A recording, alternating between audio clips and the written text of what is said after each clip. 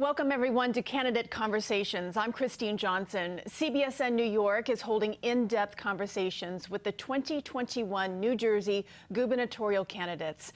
And joining me for today's conversation is Republican candidate Jack Ciattarelli. Mr. Ciattarelli, welcome. Kristine, it's great to be with you, and my compliment. You got Ciattarelli perfectly. Oh, I practiced. I'm a journalist. I make sure that I get this stuff right. 99% of the time I do. I want to start off speaking about women's rights, and in particular, the subject of abortion.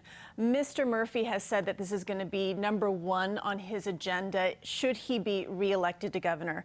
And I've been seeing a lot of campaign commercials airing on the airwaves the past few months.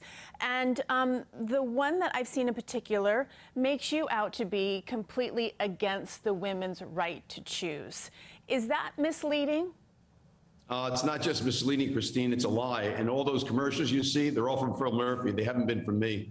I've been very clear about this, including the 2 debates. I've never advocated for overturning Roe v. Wade. I don't think the Roberts Court is going to overturn it.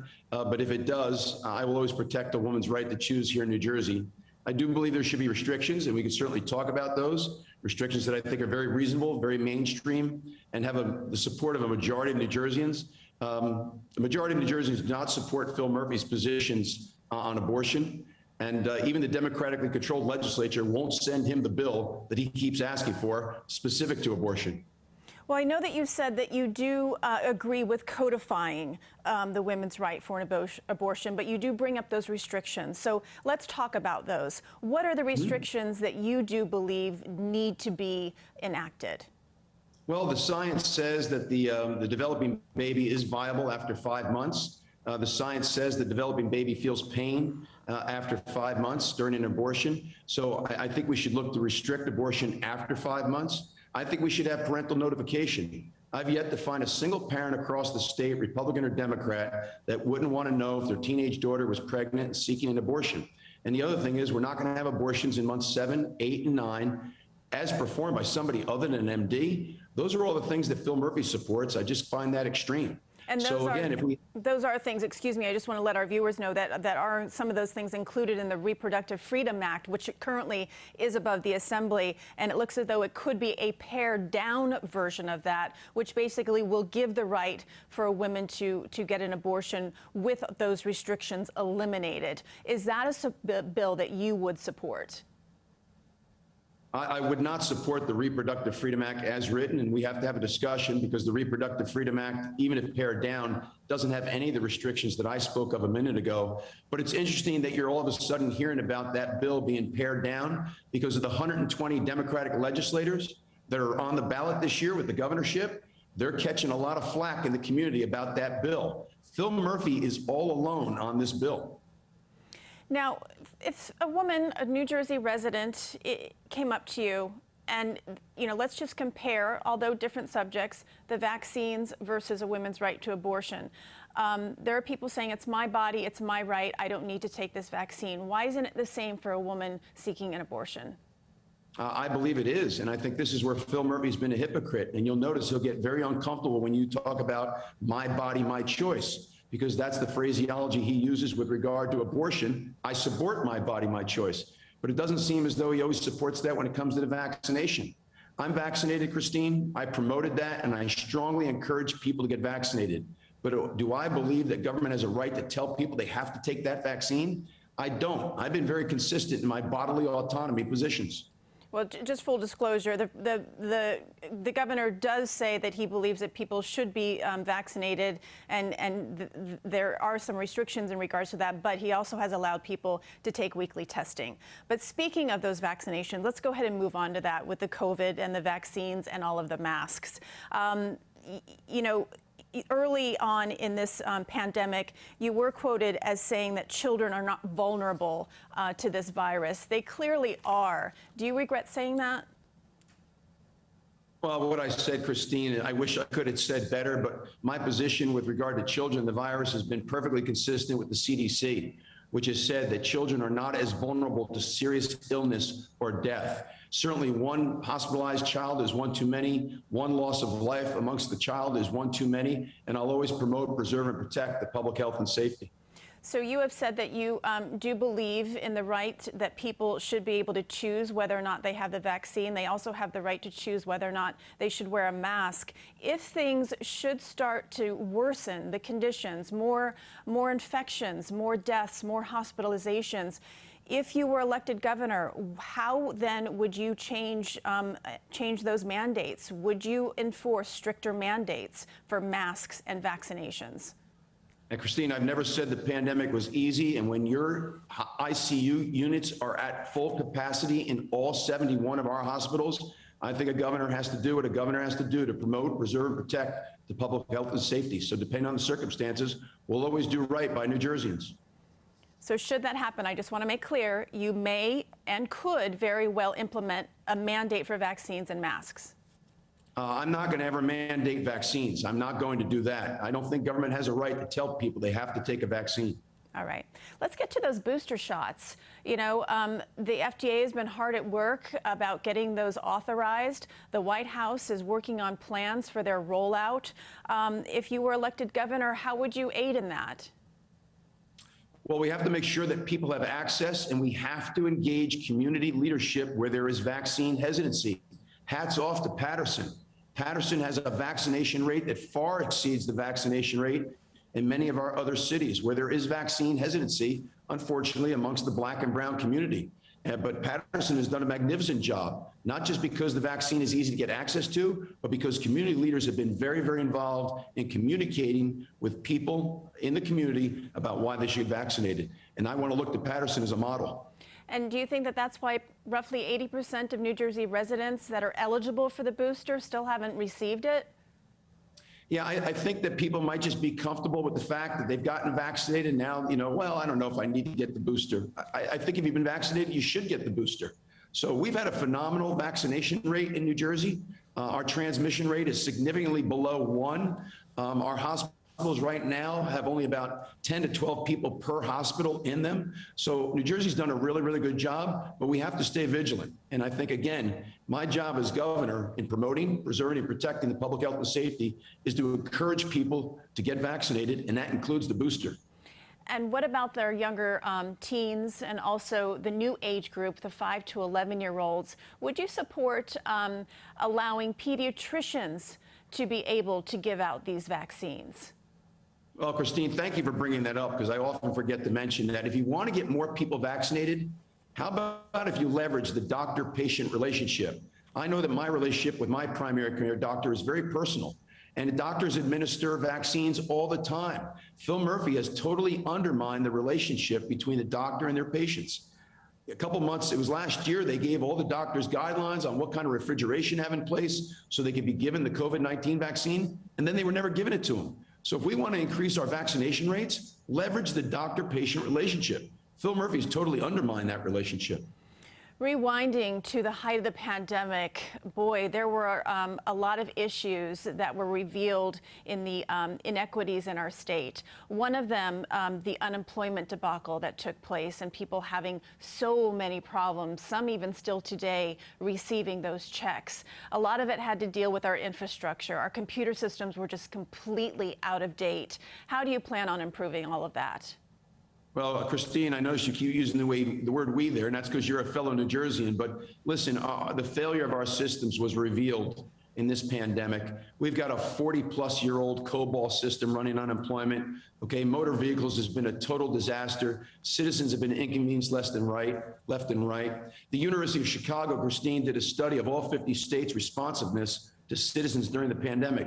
Guess what? Our state, New Jersey, came in dead last in terms of getting somebody on the phone, getting a response to your question, delays, fundamental services. So I'm a hands-on CEO. I'm an MBA CPA. I want to get my arms around Trenton. My cabinet will show up to work every single day, implement new systems, and make sure that state government works for its citizens. You mentioned the MVC. Those lines were incredible, some wrapping around for blocks. There are some easy, ways that you can renew licenses these days, just, over the computer, but yet we still have to do all of that in person. Do you plan on making some headway in that regard as well? Absolutely. I'm a CPA, which means I need to get continuing professional education credits to maintain my license. We do that at home. Over the internet, we take the test at home. Doctors do that to maintain their license. We can't do the test at home for a driver's license. Other states have implemented an entirely skip the trip technology. We need to do that in New Jersey, and we will under Governor Ciattarelli. Congestion pricing, boy, this is the thorn in a lot of people's sides that have to commute into the city, that choose to live in New Jersey. Right now, the MTA plan is to charge roughly $23 if you want to go south of 60th Street. So for those folks that use the George Washington Bridge, they're either going to have to drive further south and use the Lincoln or the Holland Tunnel, which will then just add to the bottleneck at both those tunnels. What are your thoughts on this congestion pricing? Is it fair to New Jerseyans? And, if you're not in agreement with this, what are your plans to combat it?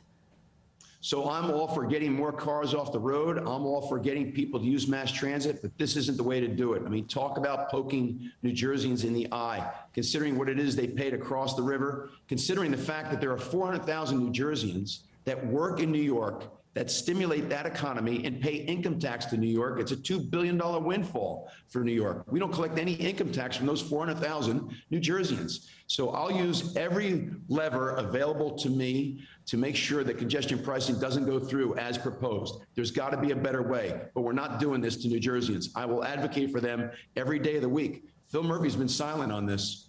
Well, he has said that he might use that what's so-called nuclear option. Is that something that you would do, freezing activity at the Port Authority? Whatever it is that's available to me to do, we will do. This isn't the right way to get cars off our street and get people to use mass transit. We're not going to brutalize New Jerseyans in this way. What other options are there, though, for the state to go back at them with this issue? I'll certainly be sitting down with my administration, my legal counsel, and everyone else that is knowledgeable in this area. We know there's a whole lot of New Yorkers that come into New Jersey to work. If we have to do what we have to do, we'll do it. Let's talk about the right to bear arms and the gun laws that we have in the state. New Jersey does have one of the toughest gun restriction laws in the entire nation. Your thoughts on that? Well, we have to strike the right balance, and I always will. What Phil Murphy will never tell you, Kristine, last time I ran for re-election in the state legislature, I've been out of the legislature for 4 years, but when I ran for re-election in 2014, I was the only Republican not endorsed by the NRA. I've always tried to strike the right balance between what is a constitutional right to bear arms and public safety, and I'll continue to do that as governor. We are seeing gun violence on our streets. It is a problem. It's a problem in the tri-state area. Would you have plans in store, the community-based plans, ideas that you feel as though that we can make an impact in getting these guns off streets, particularly the illegal ones? The first thing we have to do is we have to have a governor and attorney general, because the attorney general is the top cop. We need a governor and attorney general that are going to back the men and women in blue at the municipal, county, and state level. This governor has been the most anti-police we've ever had. So I'm going to make it quite clear to the police and to the community that we're going to observe the rule of law in New Jersey, and we have a governor that backs the men and women in blue every day of the week so they can go out there and do their job. And I've got to get together with the other 49 governors. One of the biggest problems we see in this country is people buying guns in other states, the illegal trafficking of guns that are then brought into our own state. That needs to stop, but I need the cooperation of the other 49 governors. Something you mentioned in regards to congestion pricing that I just quickly want to go back to. You mentioned, other ways of transportation using mass transportation. So let's look at NJ Transit. How do we fix this situation there? I mean, there have been rail delays, track problems, overcrowding, longer commutes, some really wonky schedules if you ask people who use the bus, trains that just aren't clean. And then there's the issue of COVID. Some people just aren't comfortable using public transportation just yet. What is your plan to fix these issues, and how will it be funded? Well, the first thing is people need to have confidence in the system, Kristine, that it's safe and dependable. Unfortunately, too many people do not feel that way about New Jersey Transit. And how can you blame them? It's been late. There's been accidents and the like. So listen, we're sitting right now in New Jersey on a golden opportunity. The reason you can't depend on New Jersey Transit is because we haven't made the necessary capital improvements, infrastructure improvements in the last couple of decades. We're sitting today on $10 billion in idle funds, $4 billion in surplus, and $6 billion from the American Rescue Act given to us by Joe Biden. And even Democrats have said to the governor, what is your plan for the $10 billion? Here's my plan. Number one, New Jersey Transit. Make the necessary infrastructure improvements to make that system safe and dependable. Number two, get caught up on the school development authorities' school constructions. There are schools in our state that our children are going to each year that are an embarrassment. And those schools, those new schools in those communities need to be constructed. We have the money. Let's get these two priorities taken care of. You know, for such a diversified state, we do have some of the most racially segregated schools in the country. Are you in favor of changing the tax code? Governor Murphy had mentioned your proposal for flat funding. What exactly is that, and how would it make it better? This is another one of those campaign lies from Phil Murphy, Kristine. The flat funding formula was put forth by Chris Christie. I didn't support it because it'll never pass muster with the state Supreme Court. We need a flatter and more equitable distribution of state aid to schools. And I've said time and time again, I'm never going to leave any student behind, any community behind, and I'm never going to adversely affect the quality of education. What we do need to do is redefine local fair share in terms of what each community can contribute to their school system. And then we need a formula along the lines of X for every English-speaking student, Y for every English language learner, with Y being more than X. And the state needs to take over the cost of special education, because there shouldn't be disparity in the quality of special ed from one district to the next. And we need renewed emphasis on vocational training, because not all students want or need to go to college, and they deserve the same attention as those students that are going to college. Another disparity that New Jersey faces with such a diversified state, Mr. Ciattarelli, is that blacks are jailed at a rate of 12 times more than that of whites. Are you in favor of eliminating the mandatory minimum sentencing for all crimes? I'm in favor of criminal justice reform, Kristine. I hate to see people locked up and not get a second chance. Does there need to be justice for crimes when we have violated another person or property or done something with a firearm, particularly an illegally obtained firearm? Yes, but at the same time, we need criminal justice reform. And I think a very, very bold reform is that no one should ever be sentenced to more than 1.5 times their plea deal. If somebody's offered a plea deal and rejects it and then is found guilty, I don't think they should be in jail for more than 1.5 times the plea deal that was offered them. That's the kind of bold criminal justice reform that we need. One of the reasons why Governor Murphy says he supported the legalization of marijuana in the state was for this very reason, that it targeted people of color. They were ending up in jail a lot more often than whites.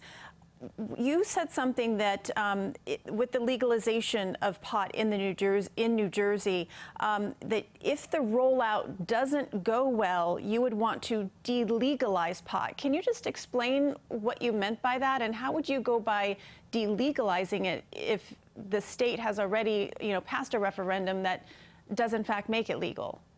So that's not exactly what I said, but first and foremost, Phil Murphy said that the recreational pot was all about social justice. We could have achieved social justice with decriminalization, which I wholly support. Nobody should be getting a criminal record for a petty amount in their possession. We could achieve social justice with decriminalization. Phil Murphy went for recreational marijuana because he wanted the tax revenue. That's why he did it. So what I've said is this: it's been approved. People don't like what they see. I do think they've got buyer's remorse. In fact, 400 of our 565 towns in New Jersey have now passed local ordinance saying no recreational marijuana dispensary in my town. Those are the same people that approved recreational marijuana on the ballot by 2/3. I didn't believe it belonged on the ballot because the devil's always in the details. But here's what I did say. We'll give this, it's now been approved, okay? And a lot of capital has been invested. The horse is out of the barn. So let's give it 5 or 6 years and see how it goes. If it ends up being a disaster for New Jersey, I'll have a conversation with the people and the legislature to see if they want it back on the ballot to go back to the way it was, where we don't approve recreational marijuana. What we do is decriminalize it. All right. Sports betting. Last month, the state made its first $1 billion month in sports betting. How do you feel about the legalization of sports betting in the state? And if you should become governor, where would this money be going specifically? So this has been a boon for New Jersey. That's the good news. We lead the nation in sports betting. And so hats off to New Jerseyans. It's a recreational form of entertainment that they very much enjoy. I will tell you, though, Kristine, what I do not support is betting on collegiate sports. I do not like this commercialization of collegiate sports. In many cases, these are 18 and 19-year-olds that are participating in Division I athletics, and I do not support betting on collegiate sports. But we need to direct this money where it's most needed here in New Jersey. And to me, that means property tax relief. You know, Kristine, a lot of people forget when Phil Murphy took office, he was handed this new revenue on a silver platter. It was the Chris Christie administration and the legislature that took this to the federal Supreme Court, and they ruled that New Jersey could, in fact, have sports betting. He was given this new revenue stream, and instead we've wasted the money. No one knows where it goes. I would direct it toward property tax relief. It's the one tax that affects every New Jerseyan, young and old. And it's the one tax that we unfortunately have the dubious distinction of having one of the highest in the nation as well. And yet we have a governor that said to New Jerseyans, who are the most highest taxed people in the nation, if taxes are your issue, we're probably not your state. That's tone deaf. As far as just the issue of gambling, though, at its core, what are your concerns about people getting addicted and falling into debt with such easy access to this in our state? Well, listen, that's why it's called the sin tax, right? Because when you have things like gambling and smoking, people can get addicted. Listen, there's new revenue there. We need to make sure that the revenue we collect is geared toward helping those that have an addiction. That's one of the worst things we've always done in New Jersey. We have one of the highest tobacco taxes on cigarettes in the nation, and yet we dedicate practically pennies to tobacco addictions. That's wrong. We did solicit some questions from our viewers. One asked, will the cost of living increases for the state pension ever be reinstated? Here's what I've said to people. That monthly pension check will always be there. We have enough revenue in Trenton. In fact, Phil Murphy's budget is up $11 billion in 4 years. That's more than 30%. Yes, he's raised every tax it is, and I'm going to make New Jersey more affordable by lowering taxes, but that monthly check will always be there for pensioners. The one thing I will never do is borrow to make a pension payment. That's good for today's pension payment, but really bad for tomorrow's. And everybody condemns Christy Todd Whitman for her her bond pension scheme. That's exactly what Phil Murphy did this past year. He borrowed $4.5 billion and then made a full pension payment with it. Another viewer asked that she's looking to buy a first home in New Jersey, but she's concerned with the higher taxes that we were just discussing. In addition to the sports betting revenue, what else can you do to help lower those property taxes? So, Kristine, anybody that looks at my website will see a lot of very detailed plans on how to make New Jersey more affordable for young people. Let's let them deduct student loan interest on their New Jersey tax return. And for first-time home buyers, let's let them deduct the mortgage on their interest for the first 3 to 5 years of home ownership. For our seniors, all retirement income should be tax-free like it is in Pennsylvania. And once you hit age 65, your property taxes will be frozen for life. Moving on to the subject of our environment, global warming, climate change, do you believe that we are experiencing a crisis? Oh, climate change and global warming is real, and it's accelerated by human activity. And I really believe what we need is a national energy policy that galvanizes the American people. You're not going to be able to solve global change one state at a time. And as clean as we try to make our air in New Jersey, guess what? If Pennsylvania keeps burning coal, that pollution comes into New Jersey and makes life even worse for our asthmatics. So we need a national energy policy. But I'm going to do my very, very best. 40% of our electricity in New Jersey is from nuclear power, 2 plants in the South Jersey that are critically important to the South Jersey economy, and solar is now on the verge of producing up to 20 to 30%. We need to continue with the expansion of solar and move towards alternative energy sources that have zero carbon emissions. Would you be willing to set binding deadlines to be up and running with those types of green energy? I think it's great that we establish goals for 2030, 2040, and 2050, but I do think we need a rational transition to the future. We got to be careful not to do too much, too fast, too soon. And what Phil Murphy has not done is provided a comprehensive cost analysis of what it's going to cost you, Kristine, in your home to turn every one of your appliances into an electrical appliance and then rewire your home to get enough juice in there. That's going to cost the average homeowner in New Jersey anywhere from $30,000 to $50,000. And in the last debate, when he was pressed on that, he kept saying, oh, no, no, no, it won't be the ratepayer that pays that. Oh, no? Then who will? You know, you said you have to be careful not to do too much too fast, too soon. Some environmentalists and some proponents of clean energy will say it's too late for that. We need to start making some drastic changes now. I don't believe that, Kristine, entirely. Solar is doing a magnificent job. Zero emissions are down because of new alternative energy sources. And I do think in a very, very short period of time, you're going to see new technologies like carbon capture, advanced micronuclear, geothermal, hydropower, hydrogen cell. My goodness, even Europe is now experimenting with floating windmills so that it doesn't affect sea life. Well, you know, speaking of the windmills, there was a major investment that Murphy made with wind power and also restricting building pipelines. Are all of those two initiatives that you do support? Here's what I support, Kristine. We now have a ton of electricity coming to us from solar, and a whole bunch of electricity is going to be coming from us from that windmill farm if it goes through. Guess what? The experts, engineers will tell you our grid can't handle the electricity. So we need to really be making investments in the grid so that it can handle all the new transmission of electricity that's going to power our homes and our businesses.